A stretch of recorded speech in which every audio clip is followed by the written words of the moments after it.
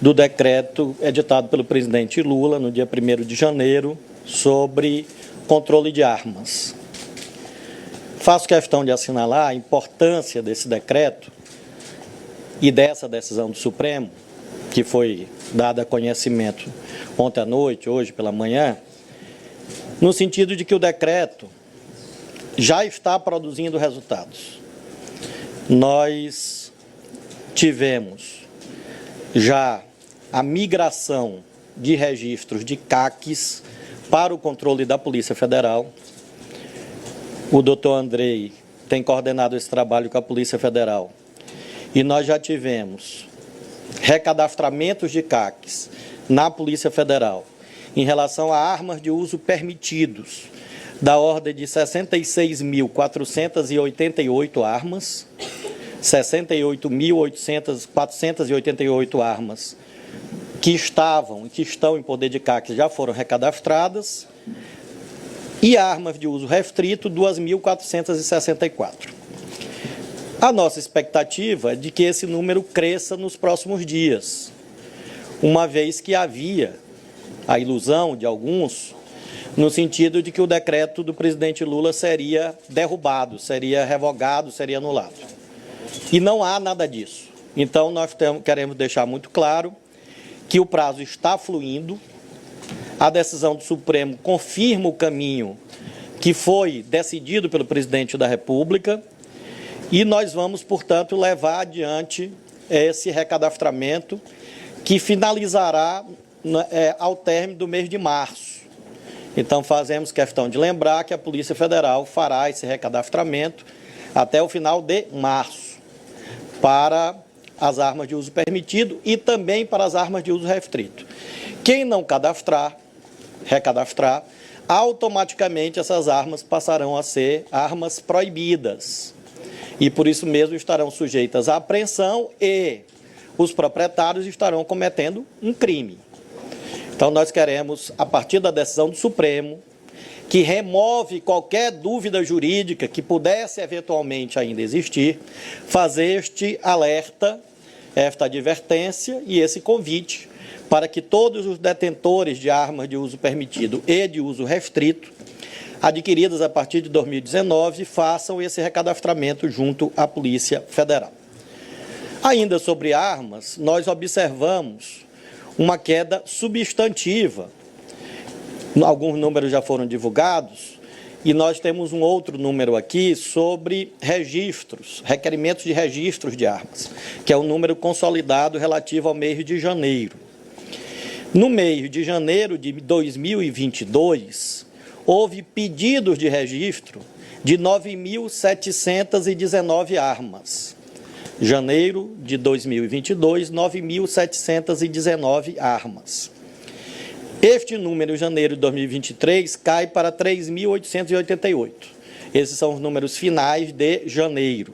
Janeiro de 22, 9.719 pedidos de registro de armas. Janeiro de 23, 3.888. Então, nós podemos ver que o decreto, além de estar compatível com a Constituição e com a lei, está produzindo efeitos positivos, no sentido de haver o que nós buscamos, um controle responsável quanto a armas de fogo no Brasil. Nós temos agora, como próximo passo, a definição da regulamentação definitiva. E faço questão de dizer que, além dos vários órgãos públicos que estão participando dessa elaboração, dessa normatividade nova, que vai vigorar após o encerramento do grupo de trabalho, nós vamos fazer audiências públicas para ouvir 42 pessoas físicas e jurídicas, indo desde a Ordem dos Advogados do Brasil, a OAB, passando pela indústria de material bélico do Brasil, entidades de direitos humanos, de um modo geral, confederações de tiro esportivo, tiro prático, tiro tático. A assessoria em seguida vai disponibilizar essa lista, mostrando que nós temos um encadeamento lógico.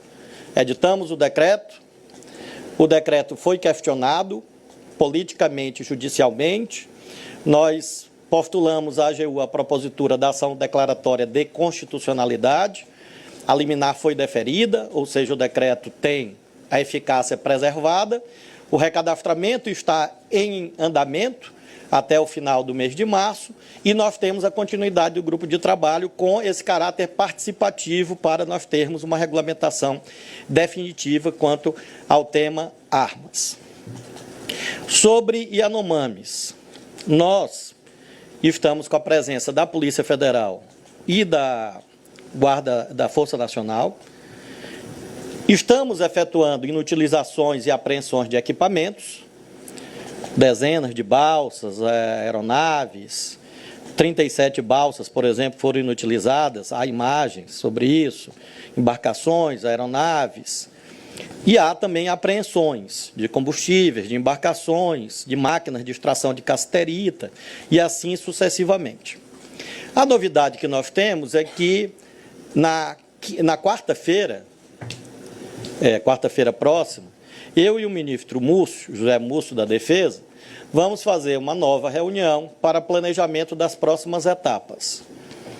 E provavelmente haverá um novo fechamento do espaço aéreo sobre o território Yanomami nas próximas semanas, porque nós estamos avaliando, a Polícia Federal junto conosco, Força Nacional, evidentemente o Ministério da Defesa, de que esta medida, esse novo fechamento deve ser antecipado para agilizar a saída de garimpeiros que ainda permanecem em pequeno número, mas ainda há garimpeiros no território Yanomami nesse momento. E por isso haverá essa reunião do Ministério da Justiça e Segurança Pública, com a participação da Polícia Federal, evidentemente também das Forças Armadas e o ministro José Múcio, para nós definirmos as próximas etapas, provavelmente abrangendo esse novo fechamento do espaço aéreo, antecipando etapas que estavam previstas para mais adiante. Finalmente, sobre o dia 8 de janeiro. Nós temos o andamento das investigações com 85 inquéritos policiais, esse é o número atualizado, instaurados na Polícia Federal, sendo 7 aqui em Brasília e 78 inquéritos em outros estados. Então, os atos antidemocráticos, os atentados, o golpismo no dia 8 de janeiro são objeto hoje de 85 inquéritos policiais. Há diligências em andamento, diligências já realizadas. Desses 85 inquéritos policiais, 7 tramitam aqui em Brasília, 78 nos estados. Nós já tivemos, após as prisões em flagrante, aproximadamente 1.500 prisões em flagrante, que houve no dia 8 e 9, tanto pela Polícia Federal como pela Polícia Civil do Distrito Federal, nós já tivemos 36 prisões preventivas deferidas, com requerimentos da Polícia Federal. Dessas 36 prisões preventivas, 24 foram cumpridas, ou seja, nós temos hoje 12 mandados de prisão em diligência para cumprimento pela Polícia Federal. 36 prisões foram determinadas pelo Supremo, dessas 36, 24 foram executadas, 12 estão em diligência pela Polícia Federal. E novas prisões estão sendo requeridas a todas as semanas, e como as senhoras e os senhores sabem. E não há prazo para encerramento dessas diligências, porque as investigações estão em pleno andamento. Nós tivemos também buscas e apreensões. Nós tivemos 58 buscas e apreensões deferidas pelo Supremo. Dessas 58, 54 foram executadas pela Polícia Federal. 58 buscas e apreensões deferidas, 54 efetivamente cumpridas pela Polícia Federal até o momento. Por que nós trazemos esses números? Para prestação de contas no fundamental. No fundamental, no sentido de que o assunto do dia 8 de janeiro, processualmente, ainda vai se estender por meses, quiçá anos. Uma coisa é a pauta política sobre o 8 de janeiro, outra coisa é a pauta judicial. Nós temos, nesse momento, segundo informações que eu colhi do Procurador-Geral da República, doutor Aras, aproximadamente 850 ações penais já propostas no Supremo. E esse número cresce a cada semana. As investigações na Polícia Federal estão prosseguindo no ritmo normal, diante da gravidade dos fatos, e esses números serão permanentemente atualizados para que as senhoras e senhores tenham a exata dimensão desse trabalho que está sendo efetuado pelo Ministério da Justiça por intermédio da Polícia Federal. Então, essas são as atualizações principais que eu gostaria de fazer. Ontem nós tivemos uma reunião com o Procurador-Geral de Justiça do Rio de Janeiro sobre o caso Marielle. Vamos ter uma também com a Polícia Federal para alinhamento desse trabalho cooperativo entre a Polícia Federal, a Superintendência Regional do Rio de Janeiro e o Ministério Público do Rio de Janeiro. Essa reunião foi ontem e ela terá desdobramentos mediante essa cooperação que foi definida pelo Procurador-Geral de Justiça do Estado do Rio, com a designação de uma força-tarefa de promotores para atuar no caso, e o caminho que a Polícia Federal vai trilhar nas próximas semanas é de intensificação dessa parceria, visando a que evoluam as investigações sobre o terrível homicídio da Marielle Franco. Eu estou à disposição se houver alguma pergunta, algum questionamento acerca desses temas. Boa tarde, pessoal. A gente vai seguir aqui a lista de inscrição feita previamente. A primeira pergunta é da Raquel Lopes, da Folha de São Paulo. Que não estava no hoje. Só um adendo, um complemento, que o doutor Andrei está me lembrando que essa reunião com a Superintendência da Polícia Federal do Rio será hoje, inclusive. O superintendente delegado Almada está aqui em Brasília e nós vamos nos encontrar hoje exatamente para que haja essa celebração dessa parceria com o Ministério Público do Rio de Janeiro. Boa tarde. Os armamentistas, eles dizem que 60 dias é pouco para poder fazer o recadastramento das armas. Pode ampliar esse prazo? E algumas pessoas também, que eu ouvi, dizem que é algo administrativo, é uma infração administrativa não fazer o recadastramento dessas armas. Que tipo de crime é o que o senhor citou? O crime é o que está previsto na Lei 10.826, porque na medida em que há uma determinação administrativa para um recadastramento, se a pessoa não faz, essa arma deixa de ser legal. Então, há uma integração de uma norma penal, que está na Lei 10.826, com um prazo que a administração pública resolveu fixar e que o Supremo confirmou, para que as pessoas obtenham uma nova autorização. É importante lembrar que não existe direito adquirido ao uso de armas. Então, é uma autorização precária e temporária que o Estado pode dar ou não. Não existe nenhuma Constituição, nenhuma lei que diga que a pessoa tem direito a andar armada. Isso não existe no Brasil. O Estado autoriza. E no momento em que o Estado diz, e o Supremo confirma, olha, você tem um prazo para se recadastrar, e não, a pessoa não se recadastra, além da infração administrativa, é claro que essa arma que era legal passou a ser ilegal. Eu já li a colegas do meio jurídico dizendo, inclusive, que eu estava pretendendo criar um crime por portaria.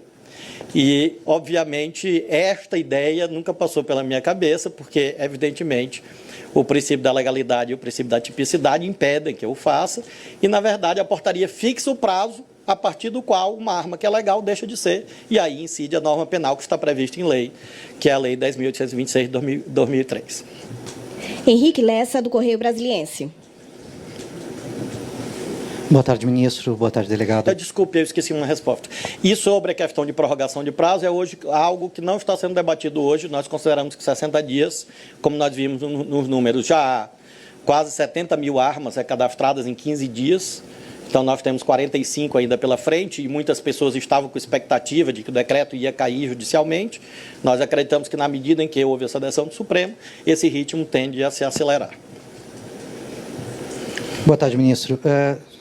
Pegando a pergunta da colega, esses atiradores, eles não podem alegar que eles estão legalmente com essa arma, na medida que foi o Exército que concedeu essas autorizações, esses registros, porque tecnicamente eles estão legais frente ao Exército, que foi o concessor do registro, foi o órgão público, né? E quanto à questão dessas armas de calibre restrito, já existe algum indicativo dentro desse grupo que está estudando como fazer a regulação de qual seria a destinação dessas milhares de armas que foram adquiridas por atiradores durante os últimos 4 anos, desde 2019, na verdade, e que agora voltam a ser restritas ou proibidas? Isso é um assunto que, por exemplo, alguns parlamentares da bancada da bala dizem que haveria muita resistência se fosse tomado dos atiradores armas que eles já um relato, um pouco uma ameaça aparece, né? Acho que um deputado, inclusive, chegou a pedir para o senhor ir buscar a arma dele. Não foi propriamente um pedido, né, eu diria. Não foi muito gentil, né? Mas em relação a esses argumentos jurídicos sobre essa eventual legalidade pré-existente, né, a decisão do Supremo invalida qualquer tipo de tese, porque a decisão do Supremo é cabal, no sentido de que o decreto é compatível com a Constituição e com a lei. Então, eu tenho assim, muito respeito pelos meus colegas que criam teses, acho que faz parte da atividade profissional, mas nós temos uma decisão do Supremo com caráter vinculante. Então, obviamente, o decreto tem que ser cumprido. Então, não existe mais espaço jurídico para essas teses, não, a arma era regular, deixou de ser, porque tem uma normatividade nova, e essa normatividade nova, disso, o Supremo é compatível com a lei, com a Constituição, ela tem que ser cumprida.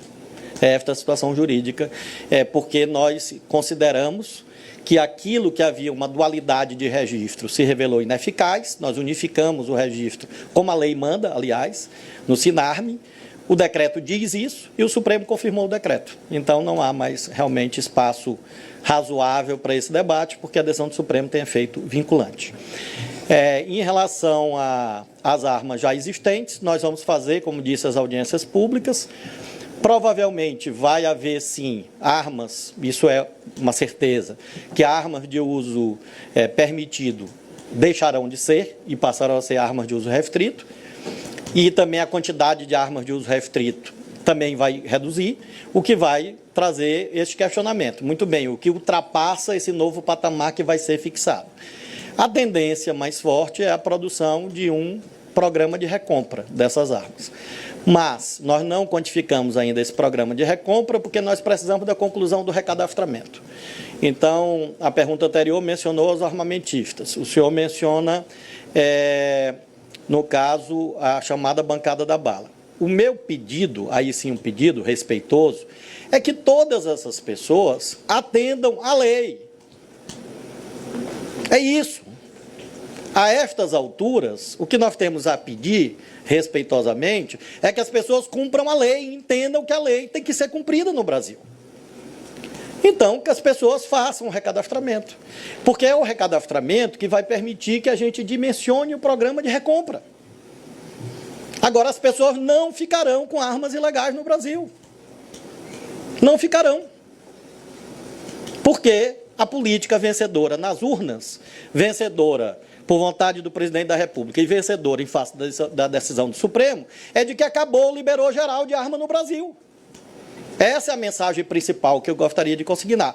Acabou o liberou geral de armas de fogo no Brasil. E nós queremos dialogar com todo mundo, tanto que vamos fazer audiência pública, inclusive com os representantes dos armamentistas. Vamos ouvi-los. Estamos abertos a ponderações, mas o liberou geral não voltará no Brasil. Não voltará, porque este liberou geral levou ao que nós vimos ontem no Rio de Janeiro, que eu publiquei nas redes sociais as fotos.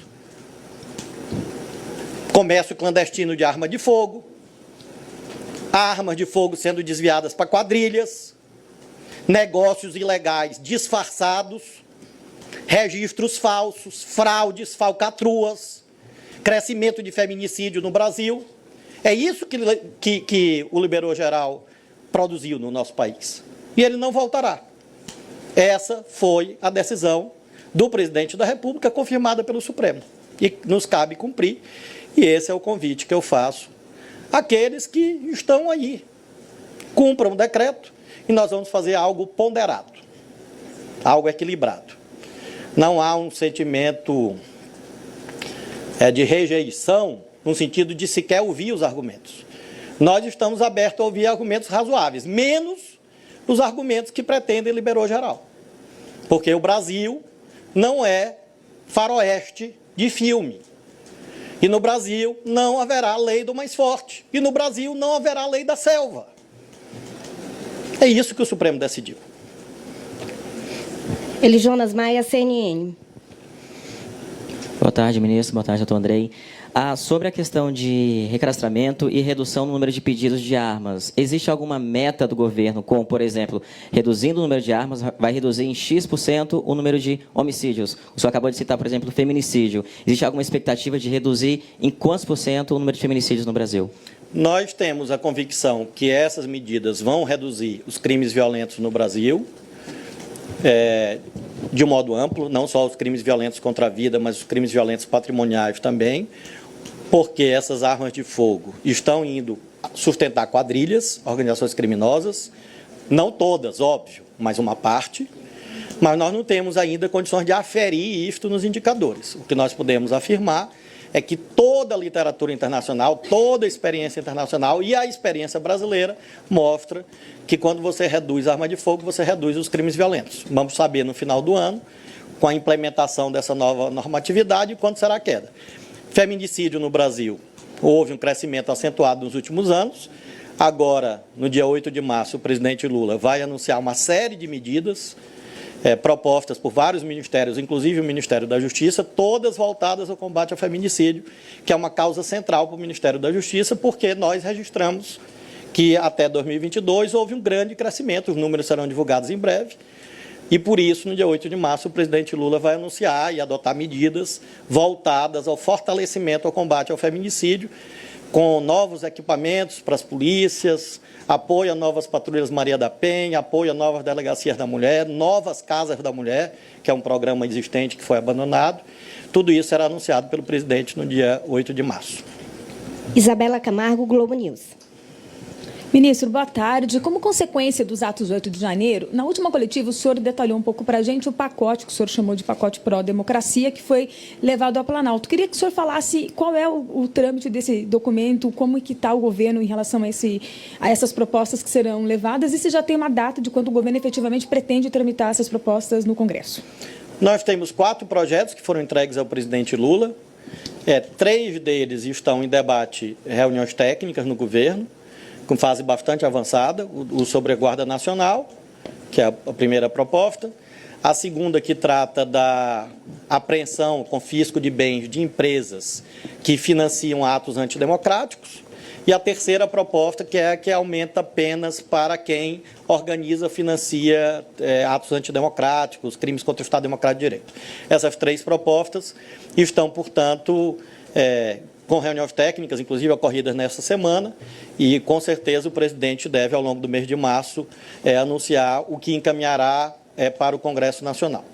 Em relação à 4ª proposta, que é aquela relativa à internet, a tendência mais forte hoje, e da qual eu estou participando, é um diálogo com o relator do projeto de lei existente na Câmara, que é o deputado Orlando. É um caminho possível, nós estamos buscando esse caminho, se houver entendimento. É um caminho que aproveita uma tramitação legislativa que já houve no Senado e permite que a Câmara, como casa revisora do projeto aprovado no Senado, introduza novos conteúdos, entre os quais esse que nós estamos propondo, que diz respeito aos crimes contra o Estado Democrático de Direito e os crimes de terrorismo, e isso estaria contido nesse novo parecer do relator. Essa é a tentativa que nós estamos travando hoje, sob comando do Ministério da Justiça, da SECOM e da SRI. E esse diálogo com o relator, o deputado Orlando. Então, nós estamos... Claro que o processo legislativo, as senhoras e senhores sabem, retoma na plenitude agora com a instalação das comissões temáticas, no mês de março. Nós acreditamos, portanto, que o andamento de partes ou da integralidade do pacote da democracia ocorrerá ao longo do mês de março. Lucas Mendes, Poder 360. Boa tarde, ministro. Com relação às investigações sobre os atos de 8 de janeiro, com relação a possíveis crimes cometidos por militares, eu queria saber se já há alguma definição, se há algum diálogo já sobre se essas possíveis condutas aí ficarão sob competência da Justiça Militar ou se já vai haver algum pedido ao Supremo para que a Polícia Federal atue apurando essas situações. Obrigado. Sim, haverá um pedido ao Supremo para atuação em relação a estes casos. Claro que distinguindo o que é crime comum do que é crime militar. Nós temos a possibilidade de incidência da regra da conexão do Código de Processo Penal. Nós vamos submeter isso, a Polícia Federal deve submeter até amanhã, creio eu, esse tema ao Supremo, no caso ao relator ministro Alexandre. E nós vamos fazer um requerimento para que haja uma elucidação definitiva quanto à situação dos militares.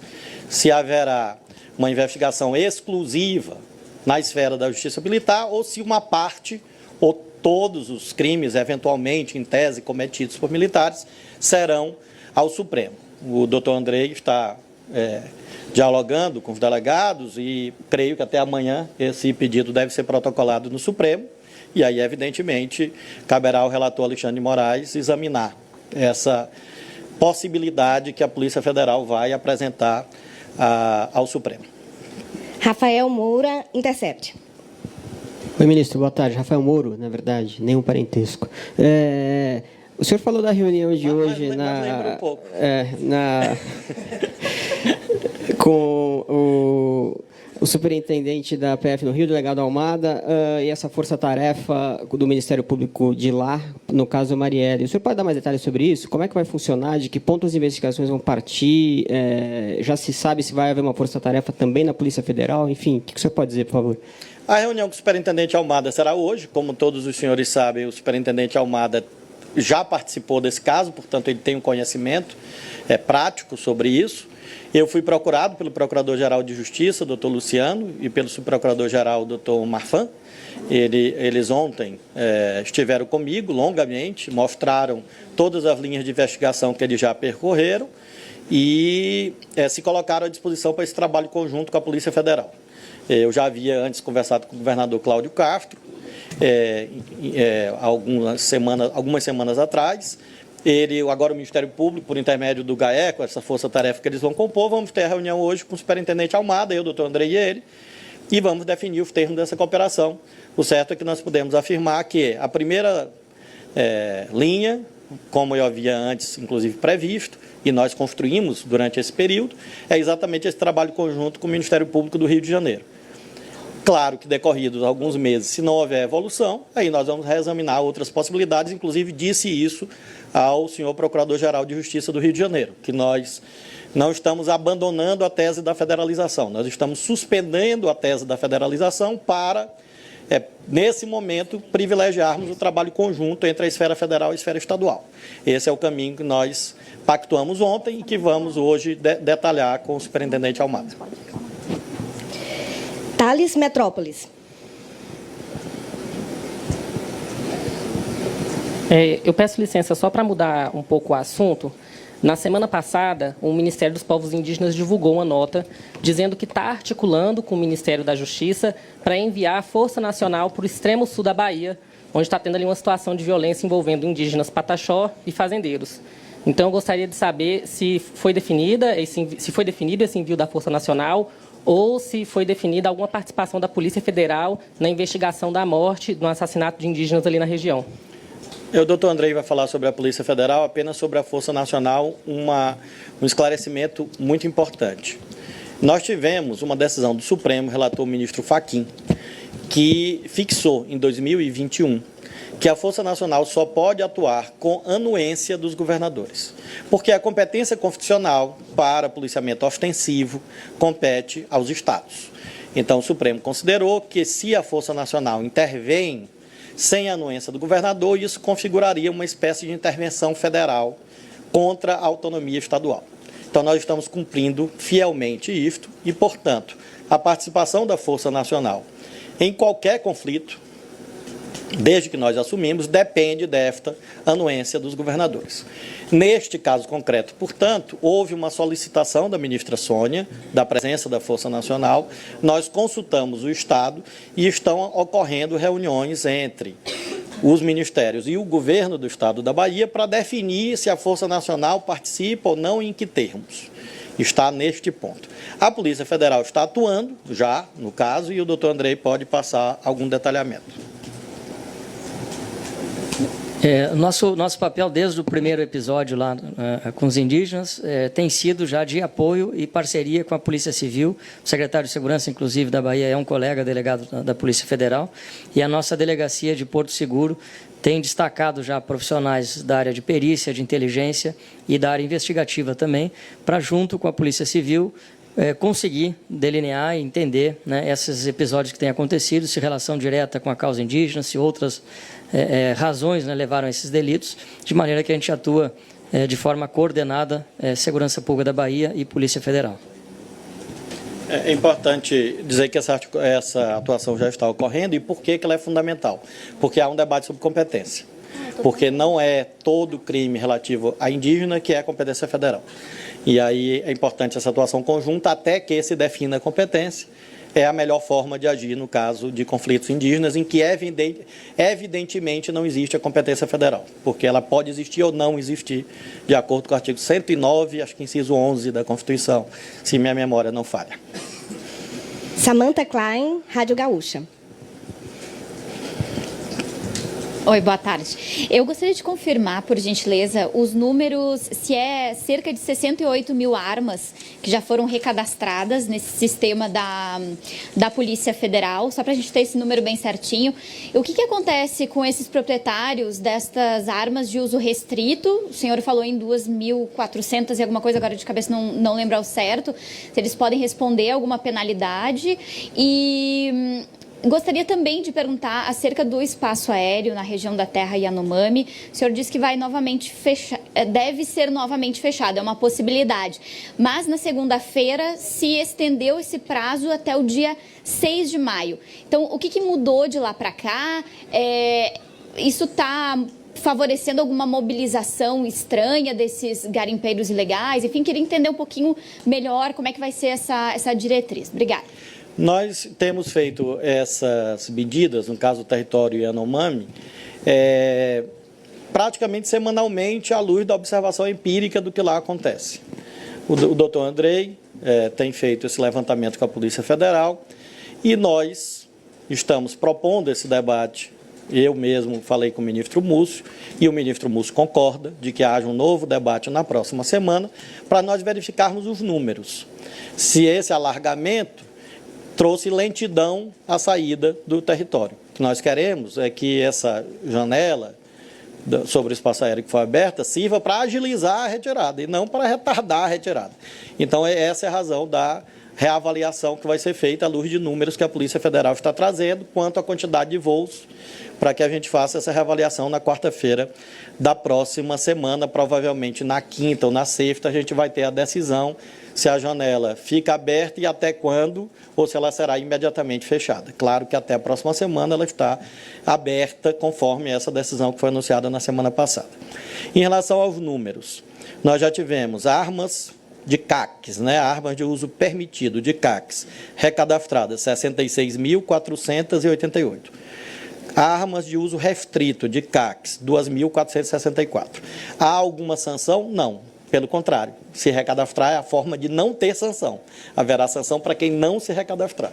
O recadastramento é um passo essencial, à luz do decreto assinado pelo presidente Lula no dia 1º de janeiro, para que a arma permaneça legal. Porque se não houver recadastramento, ela tornar-se-á ilegal ao fim do prazo para o recadastramento.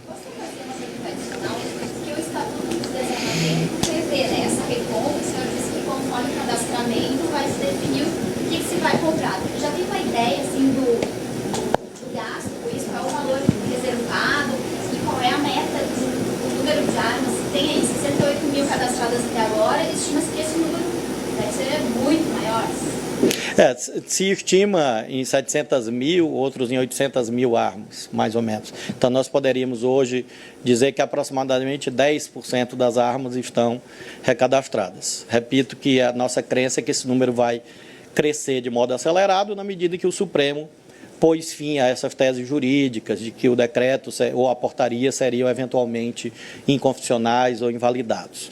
Em relação ao programa de recompra, realmente nós não temos uma meta ainda, porque precisa da mensuração do tamanho do problema. Qual a diretriz do programa de recompra? O nosso foco, desde sempre, deixamos isso claro, são as armas de uso restrito. Vamos provavelmente mensurar joules, a potência, o poder lesivo dessas armas, e as armas que estiverem acima de um certo patamar, elas serão reduzidas, restringidas, como nós fizemos já com as armas de uso permitido. Porque o que é que o presidente Lula fez no dia 1º de janeiro? Ele proibiu compra de novas armas de uso restrito, cadastro de novas armas de uso restrito, abertura de novos clubes de tiro, novos CACs. E isto até entrar em vigor a nova regulamentação. A nova regulamentação, e nós também, nesse decreto, o presidente Lula restringiu o número de armas de uso permitido, caindo de 6 para 3. Em relação a armas de uso permitido, a tendência é que esse patamar se mantenha. Armas de uso restrito vai haver uma redução, armas de uso permitido passarão a ser de uso restrito com número menor, e o que exceder esse número menor é que nós vamos propor a recompra. Mas hoje, nesse momento, nós não temos ainda condições de dimensionar isto, porque nós não temos ainda a conclusão do recadastramento e por isso que eu fiz o apelo, ora renovado, no sentido de que as pessoas recadastrem para que nós possamos ter uma política nacional de armas como o Brasil precisa e como a Lei 10.826 manda desde 2003. Isso vinha sendo feito, infelizmente, nos últimos anos houve um desmonte desse sistema normativo e agora nós estamos reconstruindo aquilo que foi indevidamente desmontado. Felipe, G1. Que deve ser o último, né? Boa tarde, ministro. Boa tarde, doutor Andrei. Em relação ainda ao tema do território Yanomami, o governo tem um número de quantos garimpeiros já deixaram o local e quantos ainda permanecem lá? E uma segunda questão é qual é a avaliação que o governo faz sobre o fechamento do espaço aéreo? Como, na prática, o fechamento pode agilizar a saída dos garimpeiros, uma vez que, então, ainda há informações de que eles estão lá? Obrigado. A questão é que, como a janela ficou muito alongada até 6 de maio, nós temos a hipótese, a Polícia Federal tem a hipótese, de que isto levou a uma redução do ritmo, porque a janela ficou muito alongada. Provavelmente, como mencionei, na próxima semana nós vamos reavaliar, haverá um novo fechamento com um prazo, exatamente para que esse prazo que não seja tão extenso, que até 6 de maio, ele se reduza para exatamente agilizar a saída, porque, empiricamente, nós não temos a contagem, mas a Polícia Federal, os delegados que lá estão em Roraima, hoje, mediante contato telefônico do doutor Andrei, afirmaram que, infelizmente, ainda permanecem garimpeiros lá. Então, no momento em que ainda há pessoas insistindo em descumprir a lei, você tem que adotar novas medidas, é o que nós faremos na semana que vem, com a intensificação de buscas de apreensões, de inutilizações, prisões em flagrante e provavelmente, veja só, eu não posso anunciar porque não é uma decisão afeta ao Ministério da Justiça, mas haverá essa reunião, provavelmente com encurtamento da janela para que esse fluxo retome um ritmo mais acelerado, porque nós temos duas missões que nós estamos cumprindo. Uma, a desintrusão.